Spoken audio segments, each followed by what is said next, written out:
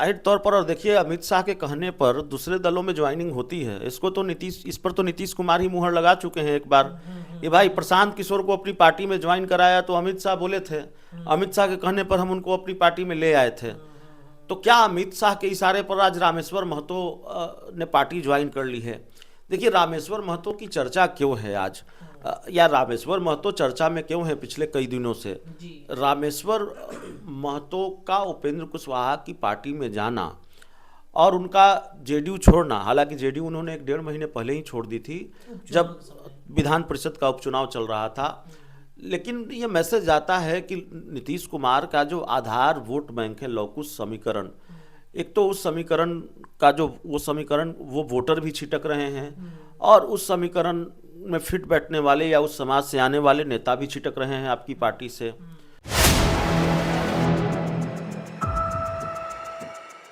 नमस्कार, आप देख रहे हैं 4 PM और मैं हूं आपके साथ रत्नेश पांडे। बिहार एनडीए गठबंधन में क्या सब कुछ ठीक ठाक है? क्या एनडीए में सब कुछ ठीक ठाक करने की जो बातचीत थी या फिर दिखावा हो रहा है? ऐसा क्यों? आप देखिएगा, जनता दल यूनाइटेड और बीजेपी के बीच तल्खियां हैं, तो उधर जदयू को तोड़ने की साजिश चल रही है। और जदयू को तोड़ने की साजिश कौन कर रहा है? क्या दिल्ली में बैठी जो जनता दल यूनाइटेड की एक गुट है वो कर रही है, या भारतीय जनता पार्टी के इशारों पर सब कुछ खेल हो रहा है? बिहार में अपने ही गठबंधन के साथी को तोड़ के अपने ही दल के गठबंधन के साथियों में ज्वाइन कराना ये कोई नई कहानी नहीं है।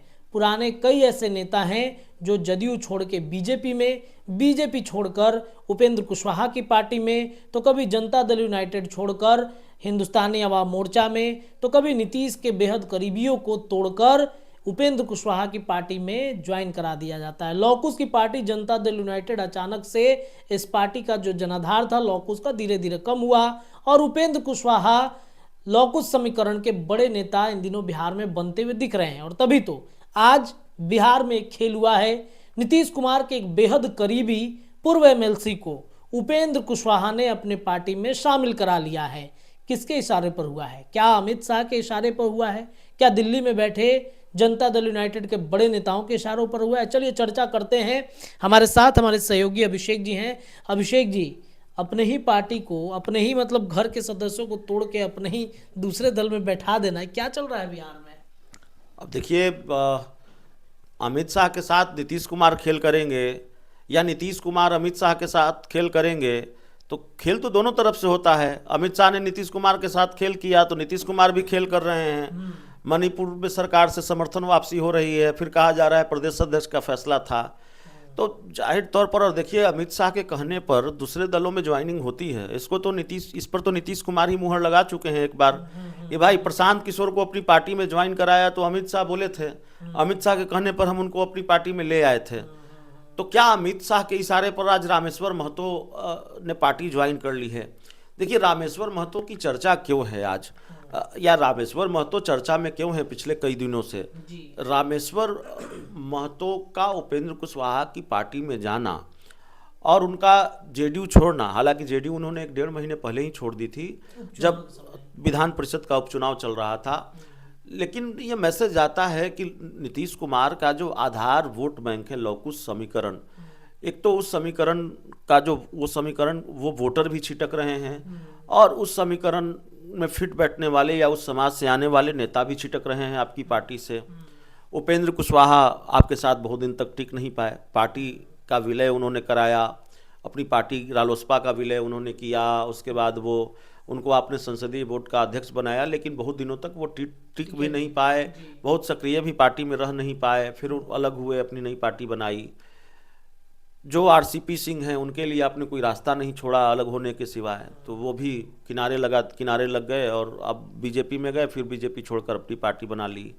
अब है कुशवाहा समाज से एक और नेता, 2024 के लोकसभा चुनाव के बाद उन्होंने जेडीयू छोड़ी और अब आरजेडी में चले गए, सांसद हैं औरंगाबाद से आरजेडी के। अब रामेश्वर महतो, तो कुशवाहा समाज के लौकुश समीकरण के जो नेता हैं वो लगातार आपका साथ छोड़ रहे हैं।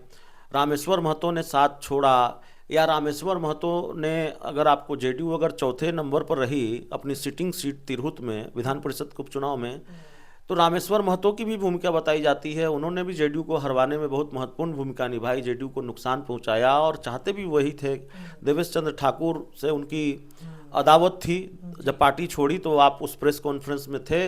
रामेश्वर महतो ने देवेश चंद्र ठाकुर और नीतीश कुमार के दूसरे कुछ करीबी लोगों को लेकर क्या क्या कहा, तो अपने मकसद में वो सफल हुए। तो नीतीश कुमार को नुकसान पहुंचाने वाले को नीतीश, अब चौथे नंबर पर जेडीयू अगर रही तिरहुत में तो कितनी फजीहत कितनी किरकिरी जेडीयू को हुई बताने की जरूरत नहीं है। तो नीतीश कुमार की फजीहत कराने वाले नेता की एंट्री एनडीए के ही एक दूसरे दल में हो रही है। उपेंद्र कुशवाहा की पार्टी में वो शामिल हो रहे हैं।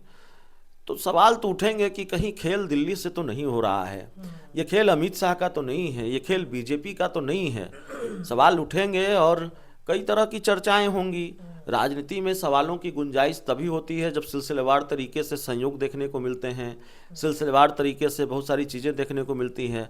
अब ये चुनावी साल है और चुनावी साल मतलब ये 2024 हैप्पी न्यू ईयर नहीं है, 2025 हैप्पी न्यू ईयर नहीं है, ये हम लोगों के लिए हैप्पी न्यूज ईयर है। बिल्कुल एकदम खबरों का मौसम आ गया है, बड़ी खबरों का मौसम और कुछ दिन में आने वाला आ जाएगा।